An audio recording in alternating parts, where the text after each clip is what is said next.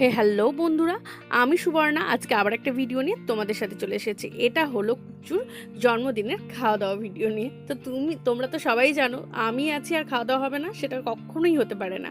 খাওয়া দাওয়া তো থাকবেই। আর কি কি সমস্যা হয়েছিল, কি হয়েছিল সবটাই আমি তোমাদেরকে জানাবো। চলো দেখে নিই।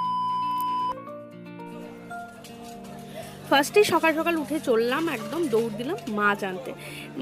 মাছ আনার দায়িত্বটা আমার উপরেই ছিল, কারণ আমার বাড়িতে আর কেউ মাছটা ঠিক চিনতে পারে না।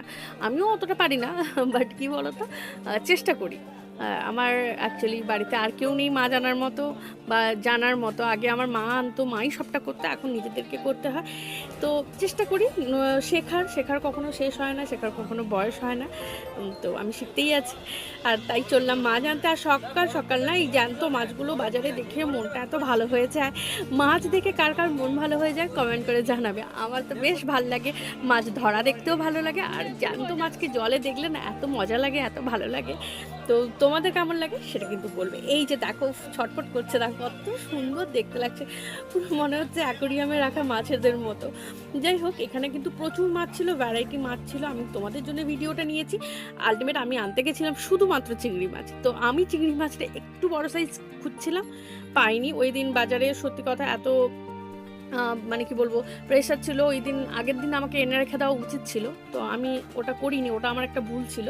তবুও আমি সাইজটা মোটামুটি 50 গ্রাম থেকে 40 গ্রাম 50 গ্রাম এরকম রেখেছি। দুটো দোকান থেকে আমাকে আনতে হয়েছে, নাহলে আমি পাচ্ছিলামই না। আর মাঝখানে জানো তো, এই মাছ আনতে গিয়ে একটা সমস্যা হয়েছিল, পেপার ছিঁড়ে না একদম মানে কি বলবো রাস্তায় পড়ে গেছে। অনেকটা যাওয়ার পর বুঝতে পারলাম যে পেপার থেকে মাছটা পড়ে গেছে। মানে লাকিলি আমি মাছটা একদম ঠিকঠাক করে আনতে পেরেছি। ওই রকমভাবে ওর উপরে গাড়ি চলে গেলে তো পুরো নষ্ট হয়ে যেত। আর এটা হচ্ছে ওই যে ডিমের ডেভিল করা হচ্ছিল, তো ওই ফুটেজটাও তোমাদের সাথে নিলাম। আর মেনুতে ছিল কি কি সেটা তোমরা দেখেই বুঝতে পারছো। পোলাও, মাংস, আর কুচুর ফেভারিট সেটা হচ্ছে মালাইকারি, ওটা না রাখলে তার হয় না।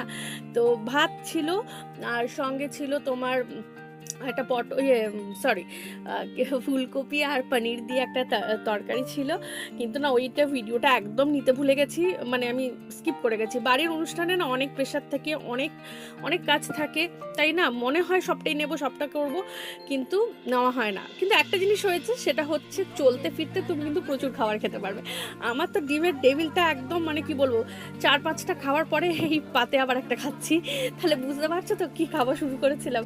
মানে মজা লাগে বলো, যেতে আসতে এটা একটু একটু করে খেতে কত মজা লাগে বলো তো। তো আমি সেরকমভাবে খাওয়া শুরু করেছিলাম। আর চিংড়ি মাছটা সাইজ দেখে তোমরা বুঝতে পারছো কত ওজনের, মানে কেমন টাইপের সাইজ। আর চিংড়ি মাছের টেস্টটা ছিল সত্যিই খুব ভালো। আমাদের যে রাঁধুনি, মানে যাকে আমরা হায়ার করেছিলাম, ও সত্যি খুব ভালো রান্না করে। যেহেতু বাচ্চাদের অনুষ্ঠান, তো মানে ঝালটা না একদম মেজারমেন্টে রেখেছে, যাতে ছোট বাচ্চা থেকে বড় সবাই খেতে পারে। আর পোলাওর সাথে তো খুবই ভালো লাগছিল চিকেনটা।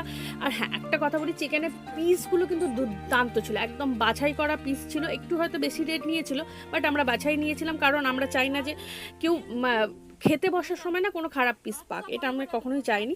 এই যে দেখো, তোমরা দেখতে পাচ্ছ আমার পাতে ভাত পড়েছে, বাট তরকারিটা না আমি কোনো কারণবশত নিতেই পারিনি। আর এর পরে ছিল পায়েস। জন্মদিনে অন্নপ্রাশনে পায়েস ছাড়া তো কোনো কথা হয় না।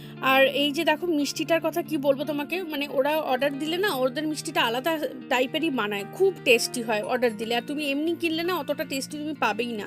তো আমরা অর্ডারে করিয়েছিলাম, তো ওটা খুব সুন্দর করেছিল।